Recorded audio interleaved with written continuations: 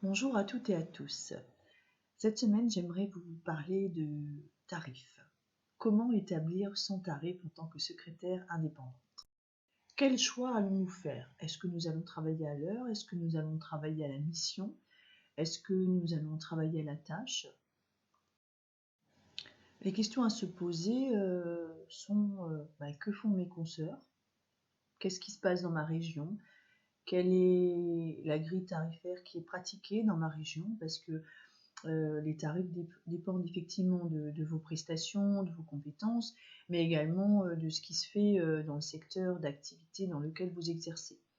Alors actuellement, on n'est plus limité à sa propre région, comme je le signalais déjà précédemment, mais on peut travailler avec n'importe quel client dans n'importe quelle région, même dans n'importe quel pays, avec les outils dont on dispose actuellement pour travailler à distance. Il faut également se demander si on souhaite travailler sur site, c'est-à-dire chez le client, ou si on préfère travailler à distance. Après, ça dépend souvent du client et de la mission, parce qu'il y a certaines missions qui ne peuvent pas être effectuées à distance, pour lesquelles il faut se rendre physiquement dans les locaux du client.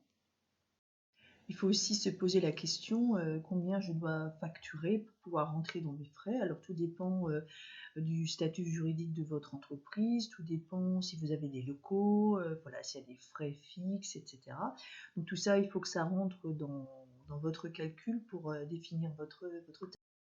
Bien évidemment, ce prix, ce tarif, dépend de vous, de ce que vous souhaitez, c'est-à-dire combien d'heures de travail je veux consacrer à cette activité, combien je veux que me rapporte cette activité. Voilà, donc il y a un certain nombre de calculs à faire pour pouvoir effectivement créer un tarif pour pouvoir proposer ces missions à ses futurs clients.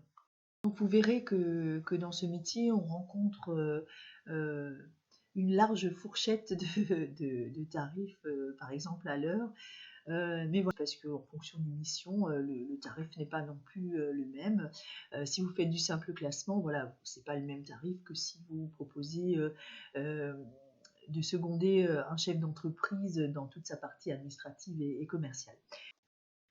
Voilà, à vous de jouer, à vous d'établir vos propres tarifs en fonction de vos compétences, des frais que vous avez, de ce que vous souhaitez en rémunération et de ce qui se pratique dans votre région. Vous mélangez le tout et puis vous aurez le tarif que vous allez pouvoir proposer à vos clients. Excellent week-end et à bientôt.